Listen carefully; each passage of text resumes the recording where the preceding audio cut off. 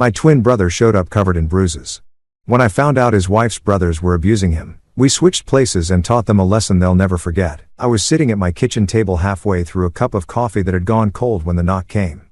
It wasn't the confident rhythm of a friend dropping by or the hurried tap of a delivery driver. It was hesitant, almost apologetic, like whoever stood on the other side of that door wasn't sure they deserved to be there at all. I remember setting the mug down, the ceramic making a small sound against the wood, and walking toward the entryway with a vague sense of unease already curling in my chest. When I opened the door, I didn't recognize him at first. Not because he looked so different from me. We're identical twins after all, mirrors of each other in almost every physical way, but because the person standing there seemed smaller somehow, diminished, like someone had taken my brother and hollowed him out from the inside. His shoulders were hunched forward, his head slightly bowed, and when he finally looked up at me, I saw the bruises. They weren't the kind of bruises you get from tripping over a curb or bumping into a corner of a table. These were deliberate, a dark purple bloom spread across his left cheekbone, the edges fading into sickly yellow-green. His bottom lip was split, crusted with dried blood. And when he shifted his weight, I noticed the way he winced, the way he held his ribs like they might crack open if he moved too quickly. His knuckles were raw, scraped clean of skin in places. And there was a haunted look in his eyes that I'd never seen before. Not even when we were kids, and things were hard. I stepped back without thinking, pulling the door wider, and he walked past me into the house like a ghost drifting through a life he no longer belonged to. I closed the door behind him, locked it, and turned to face him. He stood in the middle of my living room, arms wrapped around himself, staring at the floor. For a long moment, neither of us spoke. The silence stretched out, heavy and suffocating, until I finally managed to say his name. He flinched at the sound of it, and that small reaction, so unlike the confident, charismatic brother I'd known all my life, sent a cold spike of fear, straight through me. I asked him what happened. My voice came out rougher than I intended, sharp with worry and the beginnings of anger. He didn't answer right away. Instead, he sank down onto the edge of my couch, moving carefully like every part of him hurt. He rested his elbows on his knees and let his head hang forward. His hands clasped together so tightly that his knuckles turned white. When he finally spoke, his voice was barely above a whisper, broken and raw in a way that made my chest ache. He said it was her brothers, his wife's brothers. I felt my stomach drop. I knew them vaguely. Loud, overbearing men who dominated every family gathering, who spoke over everyone and acted like they owned whatever space they occupied. I'd always thought they were just the kind of people you tolerate because you have to, not because you want to. But this was something else entirely. My brother told me it started small. A shove here, a harsh word there, always framed as a joke, always dismissed as rough play between men. They mocked him at family dinners, belittled his career, called him soft, weak, not man enough. His wife laughed along with him sometimes, or worse, said nothing at all. Just looked away while they tore him down piece by piece. He thought he could endure it. He thought if he kept his head down, stayed quiet, proved himself somehow, they would eventually leave him alone. But it got worse. They started coming to the house unannounced, barging in like they owned the place, drinking his beer, eating his food, and making it clear that he had no say in his own home. They watched him when his wife wasn't around, testing boundaries, pushing harder each time. One night, the older brother shoved him into a wall when he asked them to leave. My brother tried to stand his ground, tried to tell them they couldn't just walk all over him, and that's when the first real beating happened. They cornered him in the garage, told him he was embarrassing the family, that he needed to learn his place. The younger brother held him while the older one hit him, methodical and cold, like he was teaching a lesson. They warned him not to tell anyone, especially not his wife. They said no one would believe him anyway. And if he tried to make it a problem, they'd make sure he lost everything. His marriage, his kid, his reputation. They'd paint him as unstable, violent, a liar. And because they were her brothers, because the family always closed ranks around their own, he knew they could do it. So he stayed silent. He took the bruises and the threats and the humiliation, and he tried to survive. He told me all of this in fragments, his voice cracking, his hands shaking. He said he didn't know what to do anymore. He was afraid all the time, afraid they would escalate, afraid they would hurt his child, afraid his wife would choose them over him if he forced her to pick a side. He said he felt trapped, like he was living in a nightmare he couldn't wake up from. And he didn't see a way out. That's when he looked up at me, his eyes red-rimmed and desperate, and asked if I would help him. Not in some vague eventual way, but now. Immediately. He said he needed to disappear for a while, to get away and breathe and figure out what to do next. But he couldn't just leave. They'd go after him, or worse, they'd take it out on his kid. He needed someone to take his place just for a little while and just long enough to buy him time. And because we were twins, 'cause we'd spent our whole lives being mistaken for each other. Because no one outside of our immediate family could really tell us apart unless they looked closely, he thought maybe I could do it. He asked me to become him, to step into his life, wear his face, endure what he'd been enduring while he slipped away somewhere safe and tried to heal. I should have said no. Any reasonable person would have. The plan was insane, dangerous, and legally questionable at best, but I didn't say no. I looked at my brother, my twin, my other half, the person I'd shared a womb with, who knew me better than anyone else in the world, and I saw how broken he was. I saw the bruises and the fear and the exhaustion, and I couldn't let him go back to that house alone. I couldn't let those men keep hurting him, grinding him down until there was nothing left. So, I said yes. I told him I would do it. I would trade places with him, move into his life, face his tormentors, and buy him the time he needed to escape. And more than that, I would make sure those bastards paid for what they'd done. I wouldn't just survive in his place. I would set a trap.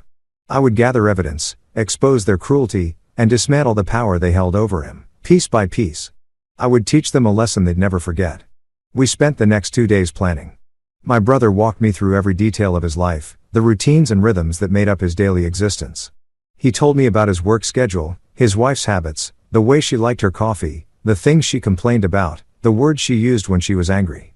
He described his child, a bright, curious 8-year-old daughter named Emma, who loved drawing and asked too many questions and deserved so much better than to grow up in a house filled with fear.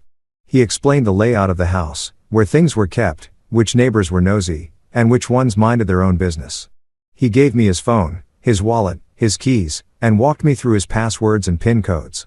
He showed me the messages from her brothers, the vague threats and mocking jokes that filled his text history, and I felt my anger solidify into something cold and sharp. These men thought they were untouchable. They thought they could terrorize my brother without consequence. I was going to prove them wrong. We also talked about how to make the switch believable. The physical resemblance was easy. We'd always looked alike, down to the small scar above our right eyebrow and the crook in the way we smiled when we were nervous. But I needed to match his energy, his body language, the small gestures that made him who he was. I practiced the way he stood slightly slouched, weight on his back foot, like he was always ready to retreat. I mimicked the way he rubbed the back of his neck when he was stressed, the way he avoided eye contact when someone raised their voice. I learned to flinch at sudden movements, to keep my voice low and apologetic, to make myself smaller. It felt wrong, like I was putting on the skin of someone who'd been beaten down. But it was necessary. If I walked in there acting like myself, confident, confrontational, unwilling to take from anyone, they'd know something was off. I had to be him completely until the moment I was ready to strike. My brother also told me stories, memories that would help me understand the context of his life better. He told me about how he'd met Jennifer in college, how she'd been different then, independent, funny, someone who seemed to have her own mind. But after they got married and moved closer to her family, things changed. Her brothers had always been protective of her, borderline possessive, and they treated every man she dated like an interloper who needed to prove himself worthy. When my brother married her, Marcus and Derek decided he needed to be tested. Needed to understand that he was marrying into their family and would need to follow their rules. At first, it was just little things. Showing up uninvited, making decisions about family gatherings without consulting him, treating him like a child who needed guidance. Jennifer didn't push back 'cause this was normal to her. She'd grown up with her brothers running everything, making decisions, exerting control. She didn't see it as intrusive or inappropriate. She saw it as family being close. Over time, the dynamic became more toxic. Marcus, who was the oldest, established himself as the patriarch of the extended family after their father had a stroke and became less involved. He made it clear that he expected difference, that his word was law. Derek, the middle child, fell in line and became Marcus' enforcer, the one who carried out his wishes and backed him up. Jennifer, as the youngest and only daughter, had always been treated as someone who needed protection and guidance. When my brother tried to assert himself, tried to establish boundaries or make decisions about his own household, Marcus and Derek saw it as insubordination. They started punishing him for it socially at first, making jokes at his expense, excluding him from conversations, treating him like he didn't matter. Then it escalated to physical intimidation, and eventually to outright violence. My brother told me about the first time Marcus hit him. It was at a family barbecue. And my brother had made the mistake of disagreeing with Marcus about something trivial. Sports, politics, something that shouldn't have mattered. Marcus had gotten angry, his face flushing red, and he'd grabbed my brother by the shirt and shoved him hard against the side of the house. Nobody intervened. Derek laughed. Jennifer looked uncomfortable, but said nothing. Marcus leaned in close and told my brother that he needed to learn respect, that he was lucky to be part of this family and that if he didn't fall in line, there would be consequences. My brother had been so shocked, so humiliated that he didn't know how to respond. He just nodded and apologized and tried to smooth things over. That was the moment he told me when he realized he was trapped. If his own wife wouldn't defend him, if the family would just watch while he was assaulted, then who would help him? The abuse became routine after that. Marcus and Derek would come over several times a week and there was always some pretext. They were checking in on their sister. They wanted to borrow tools. They were just hanging out. But really, they were asserting dominance, making sure my brother understood his place. They'd criticize everything about him. His job, his appearance, his parenting, his masculinity. They'd take things from the house without asking. They'd eat dinner without offering to contribute. They'd stay late into the night drinking and getting louder. And my brother would have to sit there and take it because any objection would be met with mockery or violence. Emma learned to disappear when they came over to retreat to her room and stay quiet. She developed anxiety around loud male voices, around unexpected visitors, around conflict of any kind. My brother hated what his daughter was learning. Hated that she was growing up thinking this was normal. But he didn't know how to stop it without making everything worse. On the third day, we made the switch. My brother packed a small bag with clothes and essentials, and I drove him to a friend's cabin 3 hours away, a place no one else knew about. The cabin belonged to an old college buddy of ours who had moved overseas for work and rarely used it. My brother had the keys and knew the alarm codes, and it was remote enough that he could disappear completely. He would stay there off the grid while I took his place. Before I left him, I made him promise to see a doctor, to get his injuries checked out, and to start thinking about what came next. Divorce, custody, restraining orders, whatever he needed to do to protect himself and Emma. He nodded, but I could see the doubt in his eyes, the fear that none of it would matter, that the system wouldn't protect him, that her family would find a way to win. I squeezed his shoulder and told him to trust me. I told him I would handle it, that by the time I was done, Marcus and Derek would regret ever laying a hand on him. Then I got back in the car and drove to his house. My heart pounding, my mind racing through everything I needed to remember.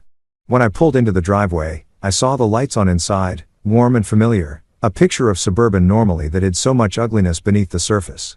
I took a deep breath, grabbed his keys, and walked up to the front door. This was it. I was stepping into his life, into his pain, and I wouldn't come out until I'd burned it all down. His wife was in the kitchen when I walked in, standing at the counter with her back to me, chopping vegetables for dinner. She didn't turn around, just called out a distracted greeting, asking where I'd been. I forced myself to match my brother's soft, deferential tone, and told her I'd run some errands. She made a non-committal sound, still not looking at me, and I realized with a sinking feeling that this was normal for them. This distance, this lack of connection. She didn't look at him 'cause she didn't need to. He was just a background presence in his own home, someone to be tolerated rather than noticed. I watched her for a moment, searching for some sign of the person my brother had fallen in love with. But all I saw was someone who had checked out long ago, who had chosen comfort over compassion. I asked where Emma was, and she gestured vaguely toward the living room, saying she was watching TV. I walked past her, my jaw tight, and found my niece curled up on the couch, tablet in hand, absorbed in some brightly colored cartoon. She glanced up when I entered, gave me a small smile, and went back to her screen. I sat down next to her, close, but not too close, and asked how her day was. She shrugged and said it was fine, her voice flat, and I realized she'd learned the same survival tactic as my brother. Keep your head down. Don't make waves. Stay quiet. Broke my heart. That first evening passed intense normally. Jennifer made dinner and we ate at the table in near silence. Emma picked at her food and Jennifer scrolled through her phone and I tried to blend into the background the way my brother would have. After dinner, I helped Emma with her homework sitting at the kitchen table while she worked through math problems. She was smart, quick with numbers, but she kept checking the front door nervously like she was waiting for something bad to happen. I asked her if she was okay and she said she was fine in that same flat voice, the voice of a child who'd learned that expressing fear or discomfort didn't help anything. I wanted to tell her that things were going to change, that she wouldn't have to be afraid much longer, but I couldn't. Not yet. Any deviation from my brother's normal behavior might tip off Jennifer or alert Marcus and Derek that something was different. So, I just helped her finish her homework, told her she'd done a good job, and let her retreat to her room for the night. That night, I learned the full extent of the nightmare my brother had been living. Around 8 o'clock, I heard the sound of a truck pulling up outside, the engine rumbling loud and aggressive. My pulse spiked, and I glanced toward the window, already knowing who it was. Her brothers. The door burst open without a knock. And they walked in like they owned the place, loud and laughing, tracking mud across the floor. The older one, Marcus, was built like a linebacker, all broad shoulders and thick arms with a buzz cut and a permanent sneer. The younger one, Derek, was leaner, but just as intimidating, with a sharp jawline and cold eyes that seemed to enjoy other people's discomfort. They headed straight for the fridge, grabbing beers without asking. And Marcus called out to my brother's wife, asking what was for dinner.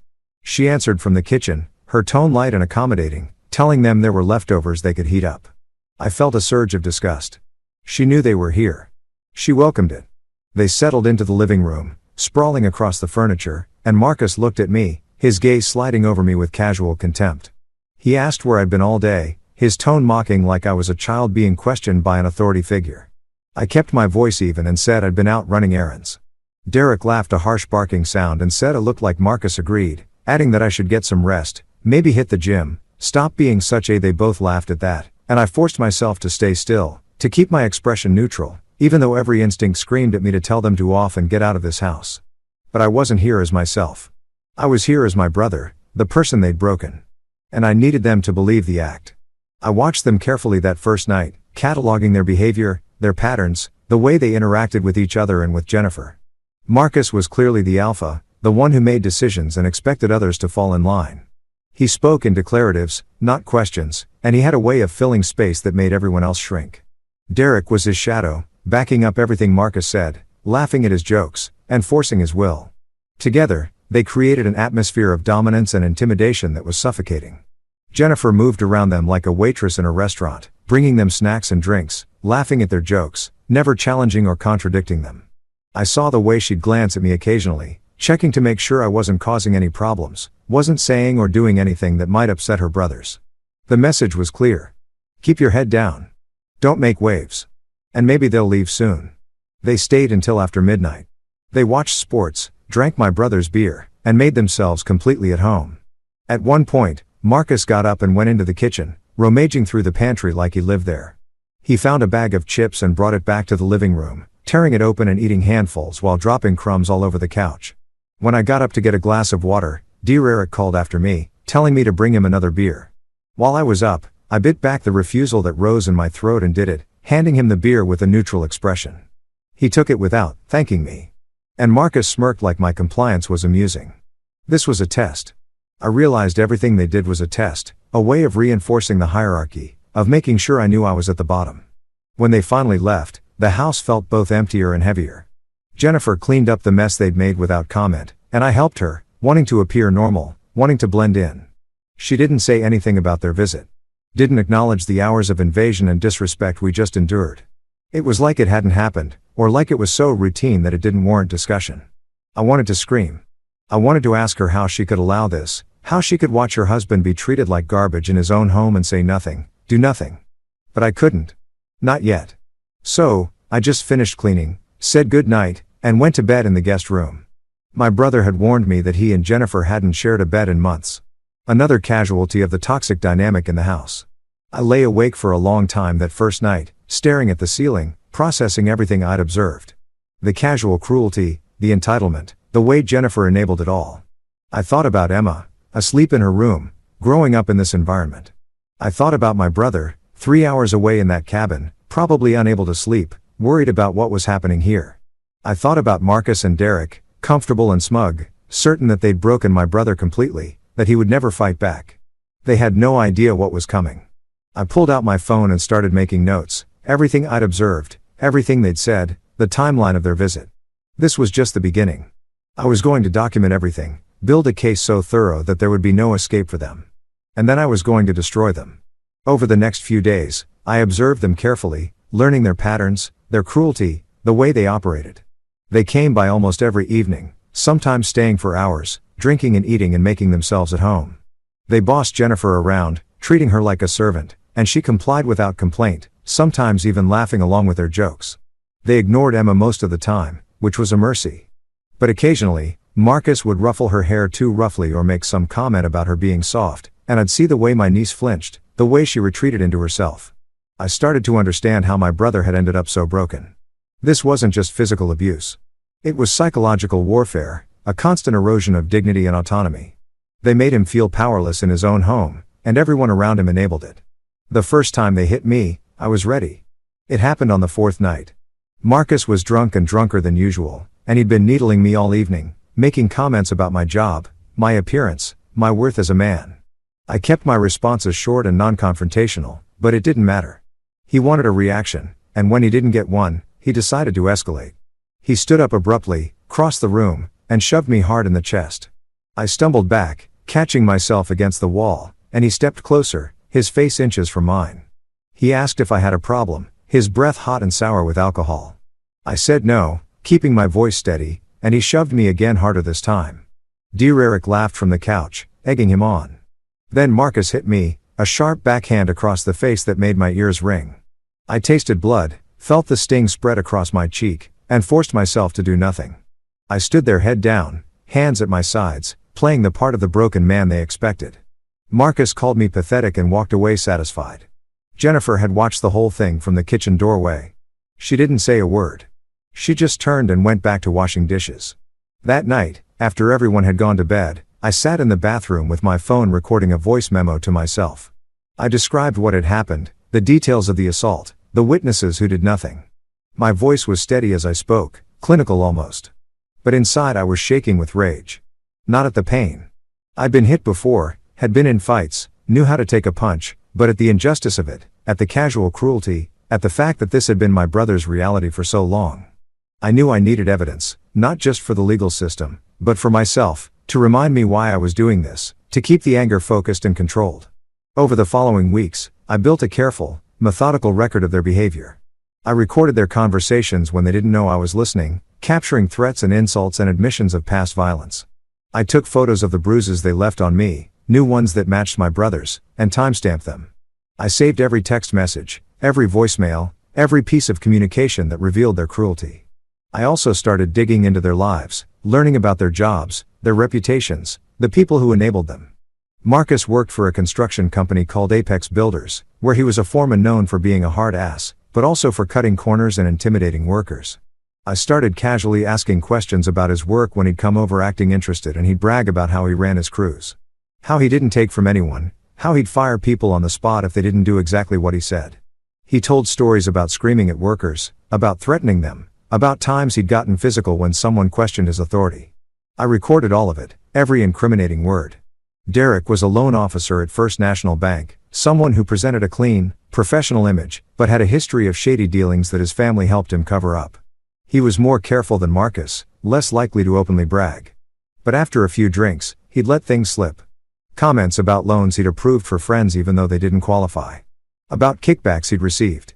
About times he'd pressured vulnerable clients into deals that benefited him. I recorded those conversations, too, building a file that would eventually destroy his career.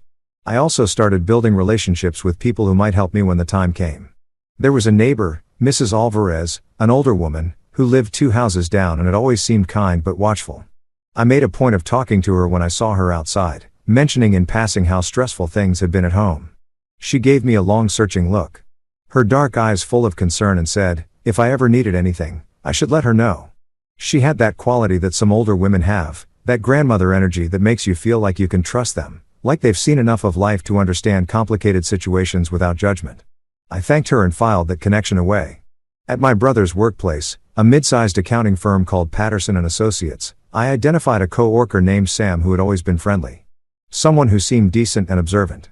Sam was around my brother's age with an easy smile and a reputation for being the guy who checked in on people, who noticed when someone was struggling. I let slip carefully during a conversation at the coffee machine that things were tough at home. Sam's expression shifted to one of genuine concern, and they offered to grab coffee sometime if I needed to talk. I accepted, planting seeds that I knew I'd need later. I was building a network of witnesses, people who would remember my brother's struggles, who would be willing to speak up when the time came. The abuse continued, escalating in small increments. They hit me more often, always when Jennifer wasn't in the room or when she was close enough to hear, but chose to ignore it. They mocked me relentlessly, called me weak, stupid, worthless. Marcus had a particularly cruel habit of comparing me to other men in their social circle, pointing out how much more successful or masculine or capable they were.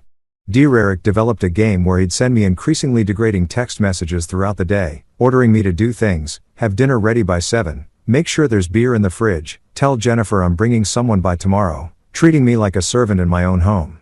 I saved every single message, screenshots carefully organized by date and time, building a digital paper trail that would be impossible to deny.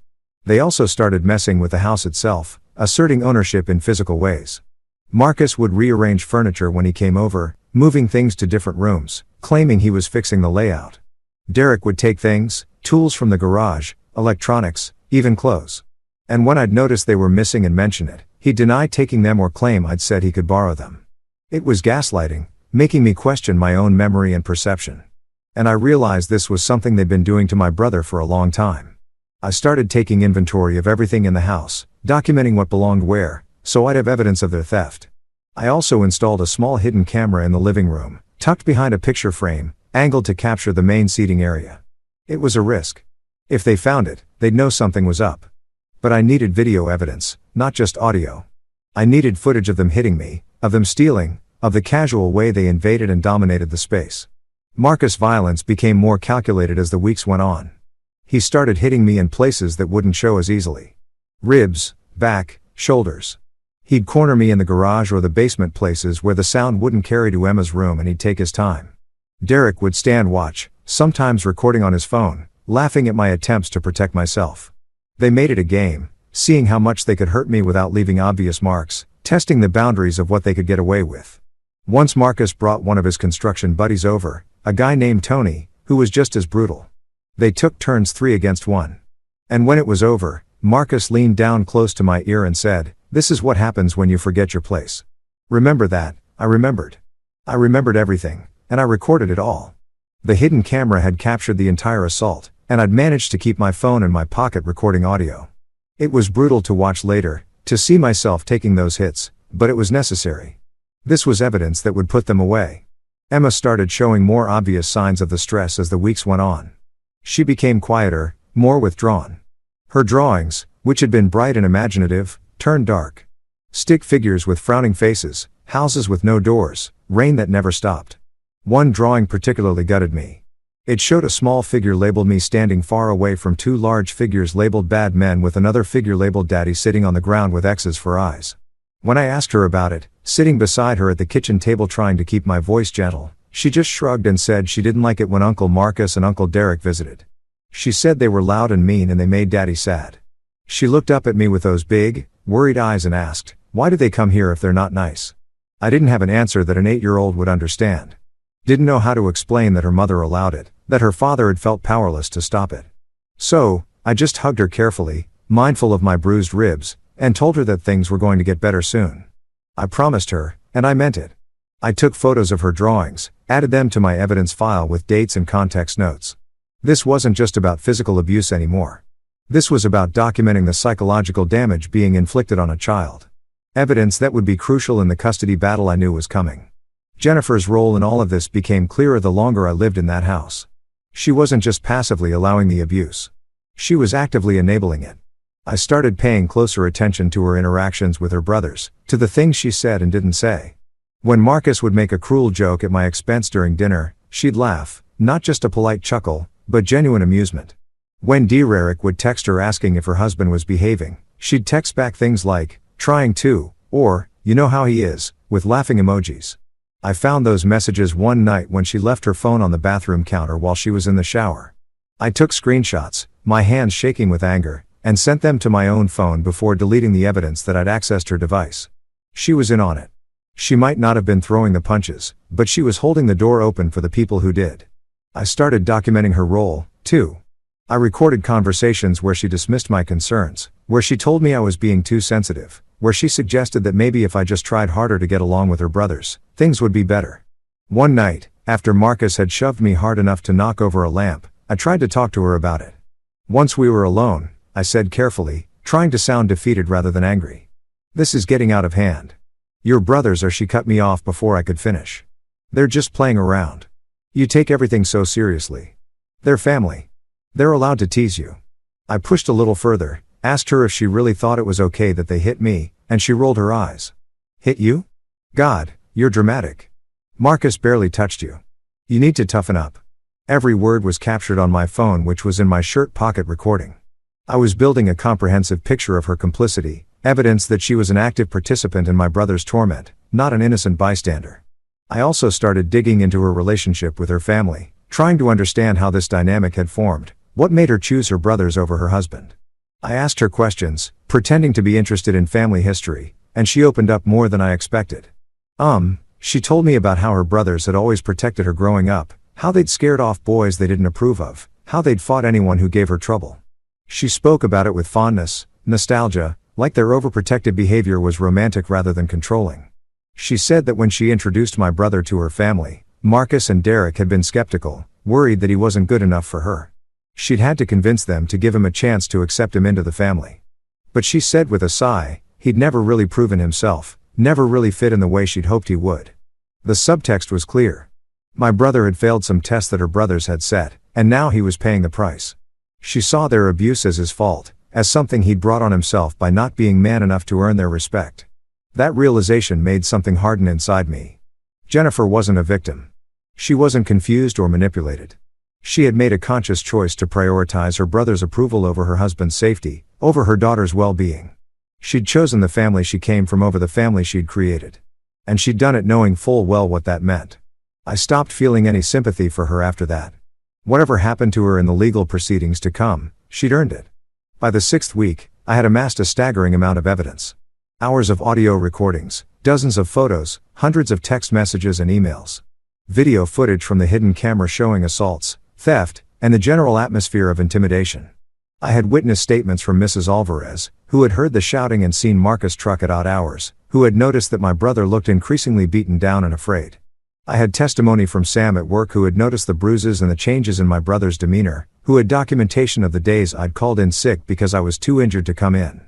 I had medical records, too. I'd made a point of going to a walk-in clinic after one particularly brutal beating, the one where Tony had been involved. I'd claimed I'd fallen down the stairs, but the doctor had been skeptical. She documented injuries that were inconsistent with a simple fall. Contusions on both sides of my rib cage, defensive wounds on my forearms, facial injuries that suggested I'd been struck multiple times. She'd actually pulled me aside and asked directly if someone was hurting me, if I was safe at home. I denied it, playing the role of the embarrassed, ashamed victim, but I'd also requested copies of all the medical records and photos they'd taken. She'd given them to me with a knowing look and a card for a domestic violence hotline. I thanked her and added everything to my evidence file. I also had financial records showing a pattern of theft and exploitation. Marcus and Derek had been helping themselves to my brother's money for months, making withdrawals from his account. They somehow had his ATM card probably taken from his wallet during one of their visits and charging things to his credit cards. When I started tracking it, I found thousands of dollars in unauthorized charges and withdrawals over the past year. I documented every transaction, cross-referenced them with dates when Marcus and Derek had been at the house, and built a timeline that showed systematic financial abuse. This was important because it established a pattern of exploitation beyond just the physical violence, showing that they saw my brother as someone they could use and victimize in multiple ways.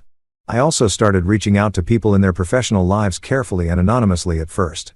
I contacted Marcus's employer through a general ethics hotline that Apex Builders had set up after some previous controversy. I provided specific dates and incidents where Marcus had demonstrated violent behavior or safety violations on job sites, information I'd gathered from his own bragging. I didn't identify myself, just framed it as a concerned citizen who had witnessed troubling behavior. I mentioned that Marcus had a history of violence that extended to his personal life, that he'd been caught on recording threatening and assaulting someone, and that the company might want to investigate before they faced liability. The hotline operator took detailed notes and assured me that the complaint would be investigated. I gave them just enough information to be credible, but not so much that they could trace it back to me. I did the same with Derek's bank. First National had a corporate compliance department that took ethics violations seriously, especially in the wake of various banking scandals that had made national news. I sent a detailed complaint through their anonymous reporting system outlining Derek's questionable practices, the loans he'd bragged about approving for friends who didn't qualify, the kickbacks, the pressure tactics on vulnerable clients. I included screenshots of text messages where Derek had discussed these things, his words incriminating him in his own voice. I also mentioned that Derek had a history of violent behavior in his personal life, including assault charges that were pending, and suggested that the bank might want to investigate whether someone with such poor judgment and impulse control should be in a position of trust with clients' money. The complaint was flagged as high priority, and I later learned through mutual acquaintances that Derek had been called in for questioning by internal affairs. I was building a web of consequences, making sure that when everything came out, it wouldn't just be a matter of criminal charges. Their entire lives would unravel. Their careers, their reputations, their social standing, everything would collapse under the weight of their own actions. I wanted them to lose everything they valued, to feel the same helplessness and desperation that my brother had felt, to understand that there are consequences for cruelty. The 7th week brought a new level of cruelty that crossed a line I hadn't expected them to cross. Marcus decided that I needed to be taught a lesson in front of Emma. It was a Saturday afternoon and Jennifer had gone out shopping with friends, leaving me alone with Emma. I should have known they'd show up. They always seemed to have a sixth sense for when Jennifer was gone, when there were no witnesses they cared about. And Marcus and Derek arrived around 2 o'clock, already drunk, even though it was early afternoon. They came in loud and aggressive. And Emma immediately tensed up, setting down the books she'd been reading and watching them with wide, frightened eyes. I told Emma to go to her room, trying to keep my voice calm, but Marcus told her to stay put. He said she needed to see something, needed to learn something about her father. He started with the usual insults, calling me weak and pathetic, but there was an edge to his voice that day, something darker than usual. He grabbed me by the shirt and slammed me against the wall hard enough that a picture frame fell and shattered. Emma looked up from where she'd frozen on the couch, her eyes wide with terror, and Marcus glanced at her with a cruel smile. He said, "Watch this, kid. This is what happens to men who don't have a spine." Then he hit me, a closed fist to the stomach that drove the air from my lungs. I collapsed to my knees, gasping, and Emma screamed. She ran toward us crying, begging Marcus to stop, her small hands pulling at his arm. For a terrible moment, I thought he might hit her, too. I saw the anger flash in his eyes, saw his hand twitch, and I lunged forward despite the pain, positioning myself between them. Derek, who had been watching from the doorway with that sick smile on his face, told Emma to go to her room. She refused, standing between me and Marcus, tears streaming down her face, her whole body shaking. "Leave my daddy alone," she screamed, her voice breaking. "You're bad. You're bad men." Marcus looked down at her, and for a moment, the mask slipped. I saw something in his face. Uncertainty maybe, or the faintest hint of shame, but then it hardened again. He pointed at her and said, "You shut your mouth and go to your room right now or your daddy's going to get it worse." Emma looked at me terrified, and I told her quietly, trying to keep my voice steady, despite the pain screaming through my stomach, to go to her room and close the door. She didn't want to leave. I could see the conflict on her face, but finally, she ran upstairs, sobbing. I heard her door slam and lock, and I pulled myself to my feet, positioning myself at the bottom of the stairs so that if they went after her, they'd have to go through me. Marcus called me pathetic again, made a few more threats about what would happen if I kept acting like a little, and finally, they left. Derek trailing after his brother, both of them laughing like they'd just done something hilarious instead of traumatizing a child. The moment their truck pulled away, I went upstairs and knocked softly on Emma's door. She opened it, her face red and swollen from crying, and she threw her arms around me, sobbing into my chest.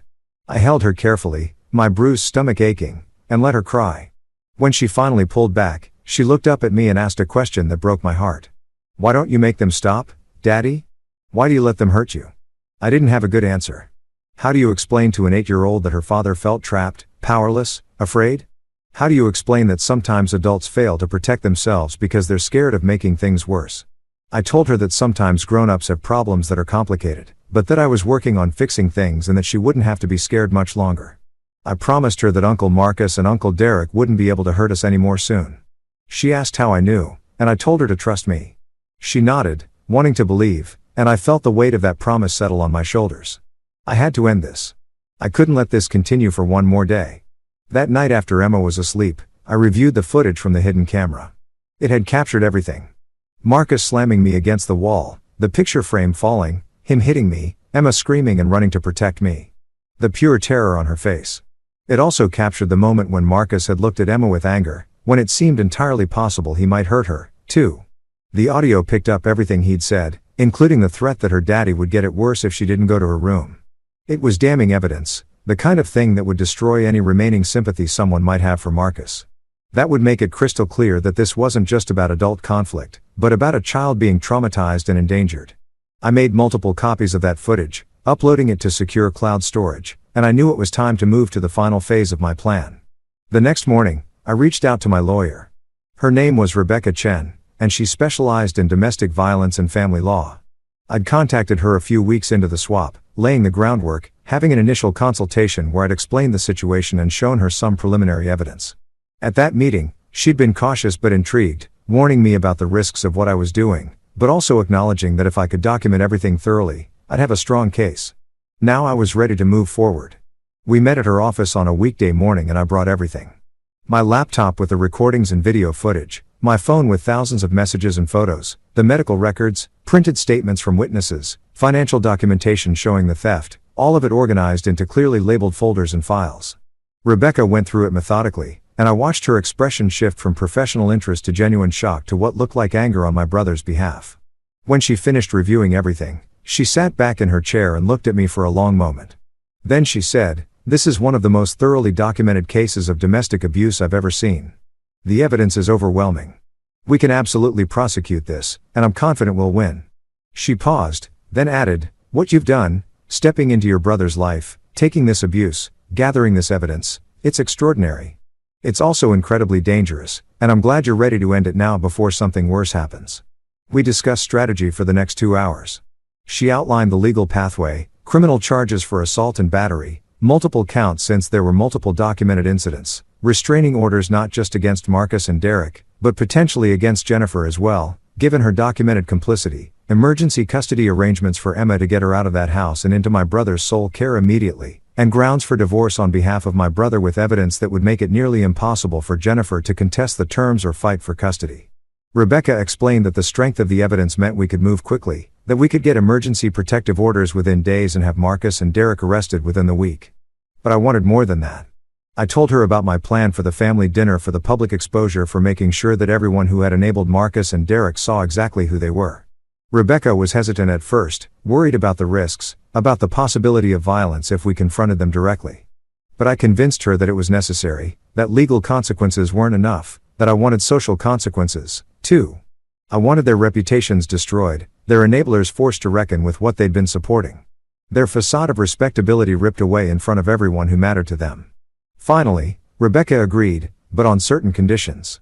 First, we'd coordinate with the police, making sure they were on standby nearby in case things escalated. Second, we'd get the emergency protective orders and arrest warrants ready beforehand, so they'd be in effect immediately after the dinner regardless of what happened. Third, Emma would be safely away from the house, staying with a trusted adult before any confrontation occurred. And fourth, I'd wear a wire during the dinner, recording everything as backup in case they tried to claim later that things hadn't happened the way we said. I agreed to all of it. We set a date for the dinner, 2 weeks out, enough time to finalize all the legal paperwork and coordinate with law enforcement.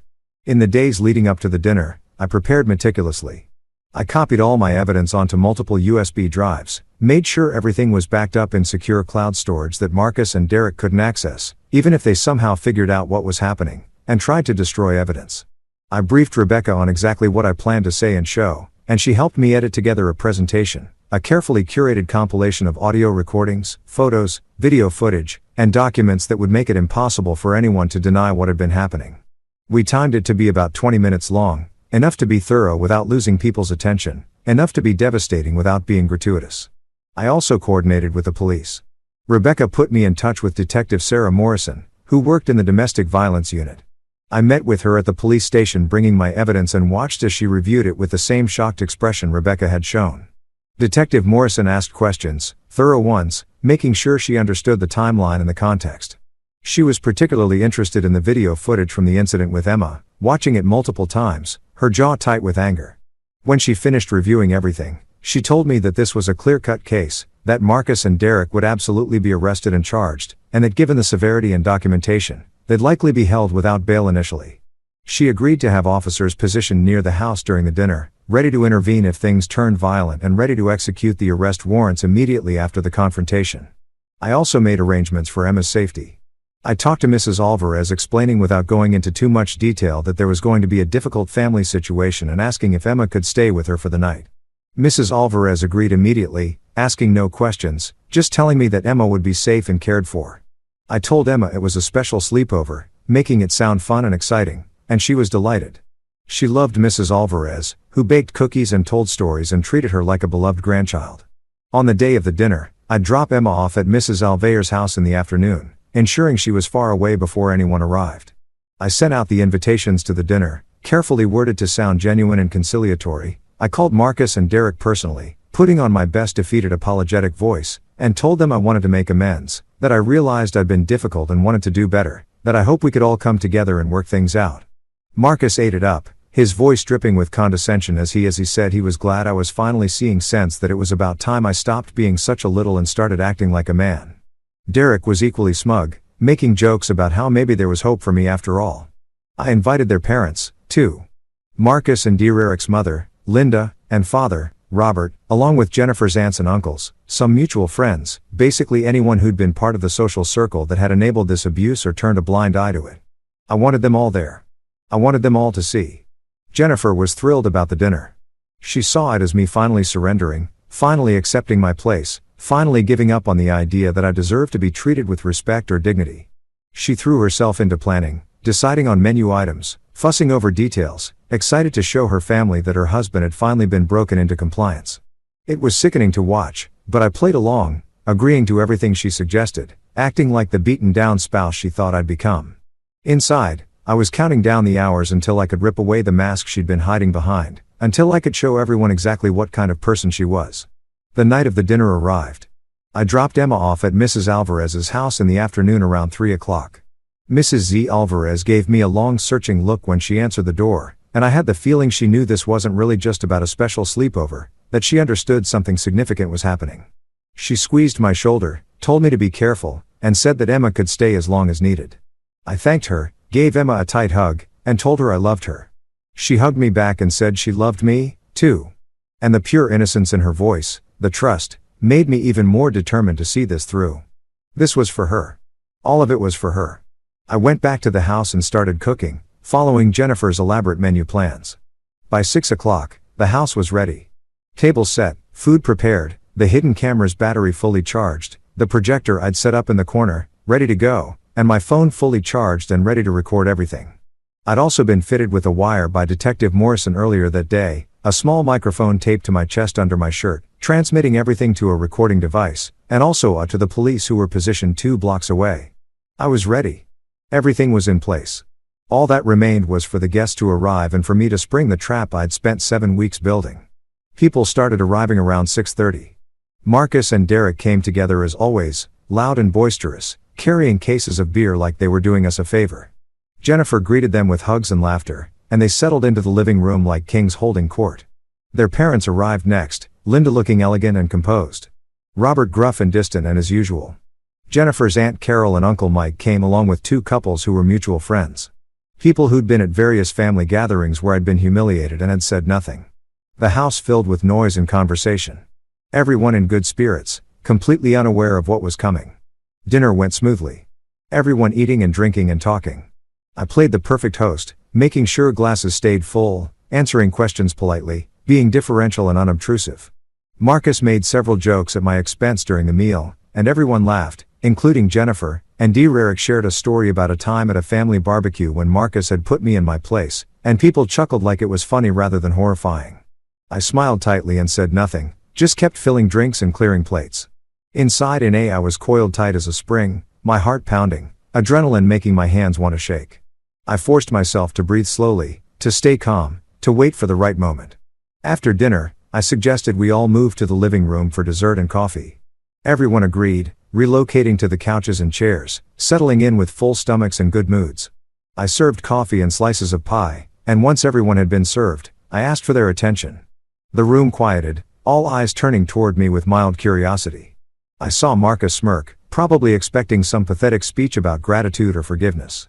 Jennifer was smiling, pleased that her plan for a reconciliation dinner seemed to be working. Everyone else just looked politely interested, waiting to hear what I had to say. I walked over to the projector I'd set up in the corner, turned it on, and the first image appeared on the wall. A photo of my bruised face taken after one of Marcus' beatings. The purple and yellow bruises stood out starkly against my skin. My split lip visible, one eye swollen nearly shut. The room went completely silent. The kind of silence that's heavy and suffocating where you can hear people breathing and shifting uncomfortably. I let the image sit there for a long moment, letting everyone absorb it before I spoke. "I want to show you all something," I said, my voice steady and calm. Nothing like the defeated apologetic tone they were used to hearing from me. "I want to show you what's been happening in this house for the past year. I want you to see exactly who Marcus and Derek really are. And I want you to see what Jennifer has been allowing to happen." Then I pressed play on the first recording. Marcus's voice filled the room, clear and unmistakable, telling me I was worthless, that I should kill myself, that was an embarrassment to the family. You could hear the sound of him hitting me in the background, the unmistakable thud of fist against flesh. Hear me gasping in pain, trying to say something, but getting cut off by another hit. You could hear Derek laughing, that cruel barking laugh, egging Marcus on, saying, "Hit him again. He needs to learn." The recording played for about 90 seconds, and in that time, the atmosphere in the room completely changed. The comfortable post-dinner contentment evaporated, replaced by shock and tension. So thick you could cut it with a knife. I watched their faces. Marcus' smirk had vanished instantly, replaced by shock that quickly morphed into rage. His face flushed red, and he started to stand up, but his father grabbed his arm, pulling him back down, hissing at him to sit still. Derek looked panicked, his eyes darting around the room like he was looking for an escape route. Jennifer had gone pale, her mouth hanging open, one hand pressed against her chest. Linda, Marcus, and Derek's mother had tears in her eyes, her face a mask of horror. Robert looked confused and then angry, but I couldn't tell yet if the anger was directed at his sons or at me for exposing them. The friends and extended family looked uncomfortable, shifting in their seats, some of them starting to realize they might want to leave. I let the recording end, then calmly moved to the next piece of evidence. I pulled up more photos on the projector, going through them one by one. Bruises on my ribs, my back, my shoulders, a black eye, split knuckles from where I'd tried to defend myself. Each photo was time-stamped and dated. I provided context for each one, my voice still calm and measured. This one was from April 15th when Marcus cornered me in the garage and hit me repeatedly because I'd asked him to leave. This one was from May 3rd when Derek held me while Marcus punched me in the ribs. This one was from May 20th when they brought their friend Tony over and all three of them beat me. Marcus finally found his voice and shouted that I was lying, that this was some kind of setup.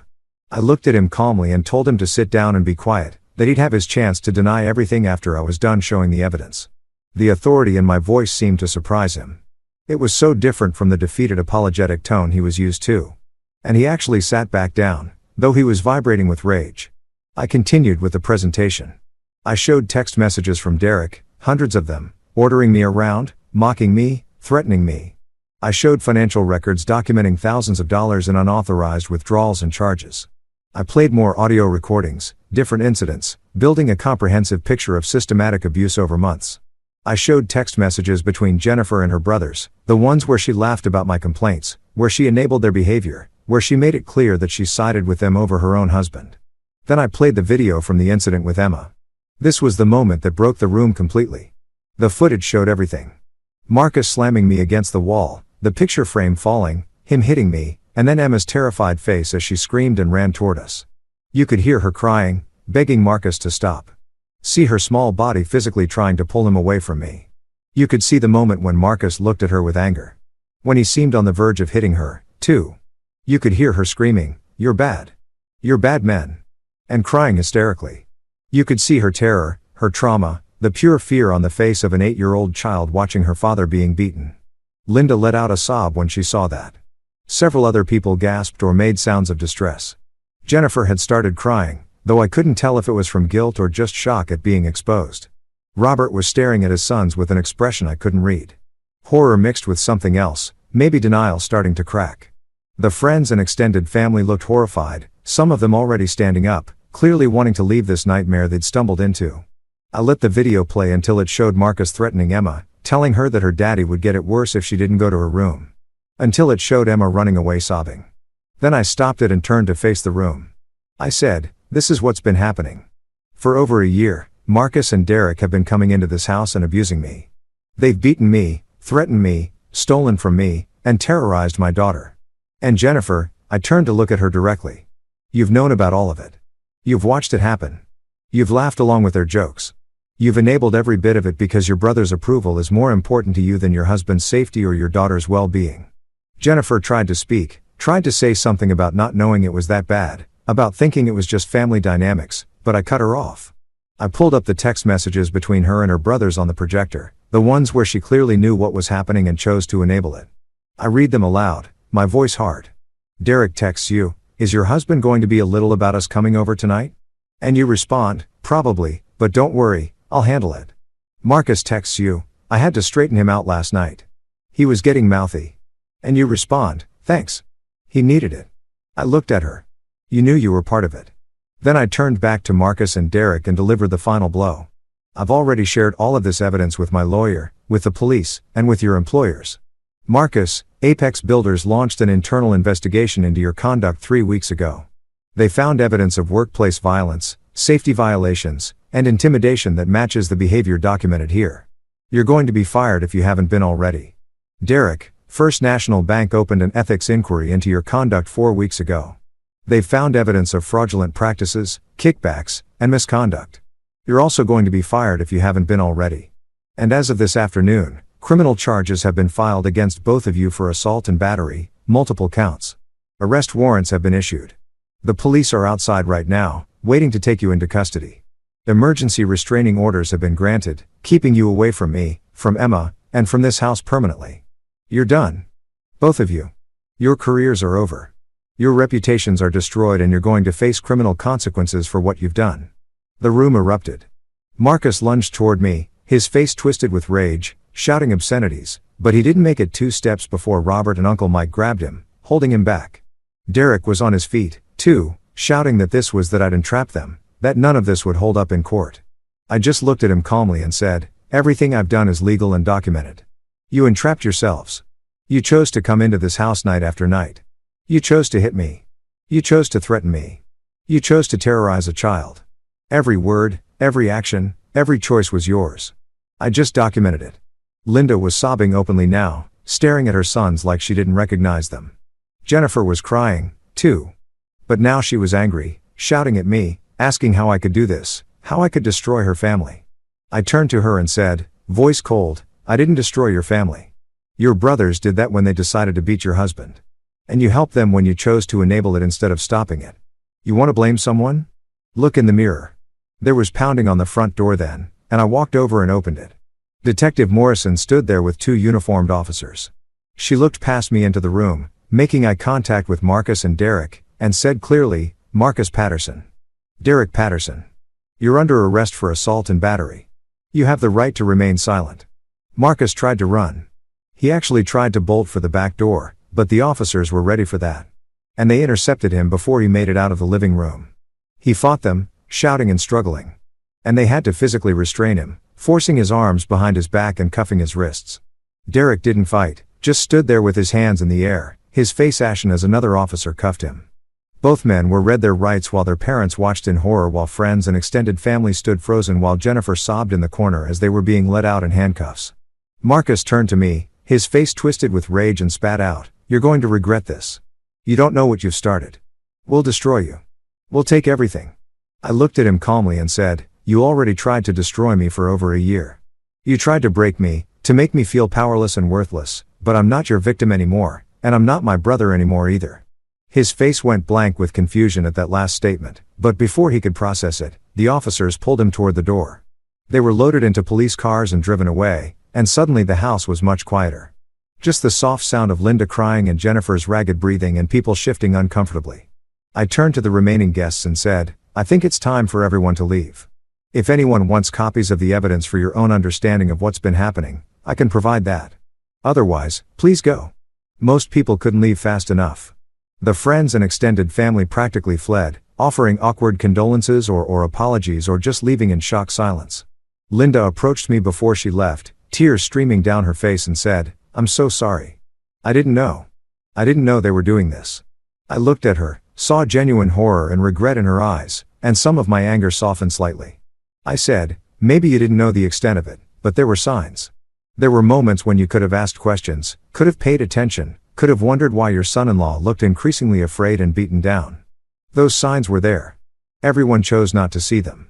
She nodded, crying harder, and left with Robert, who still hadn't said a word. It was just me and Jennifer in the living room. She sat on the couch, her face blotchy from crying, and she looked up at me with something like hatred. "How could you?" she asked, her voice. "How could you do this to my family? To me? We're going to lose everything because of you." I sat down across from her, suddenly exhausted, the adrenaline that had been keeping me going starting to fade. I said, "Jennifer, your brothers have been beating your husband for over a year. They terrorized your daughter. They stole money. They turned your home into a place of fear and violence. And you let them. You enabled them. You chose their approval over your family's safety. This didn't happen because of me. This happened because of choices you and your brothers made over and over again." She shook her head, still in denial, and said, "But they were just being brothers. They were protecting me, making sure you were treating me right." I let out a bitter laugh. "Protecting you from what?" "From a husband who loved you and wanted to build a life with you. They weren't protecting you, Jennifer. They were controlling you and they were abusing him. And you let them because it was easier than standing up to them, easier than choosing your husband over your brothers." I stood up then and told her that divorce papers would be filed within the week, that my brother, the real one, because I wasn't going to hide that anymore, would be seeking sole custody of Emma, and that she should get a lawyer. She looked at me in confusion, starting to ask what I meant by the real one. And that's when I decided to tell her the truth. I said, "I'm not your husband. I'm his twin brother. He came to me 7 weeks ago, covered in bruises, terrified, broken. He asked me to switch places with him so he could get away and heal. So I stepped into his life, took his place, and I've been living here, taking the abuse he was taking, documenting everything, building a case to destroy the men who were destroying him. Your husband is safe. Away from you and your brothers, and he's been healing. And I've been gathering evidence to make sure that Marcus and Derek and you face consequences for what you've done. Everything you've been doing to him for the past 7 weeks, you've been doing to me.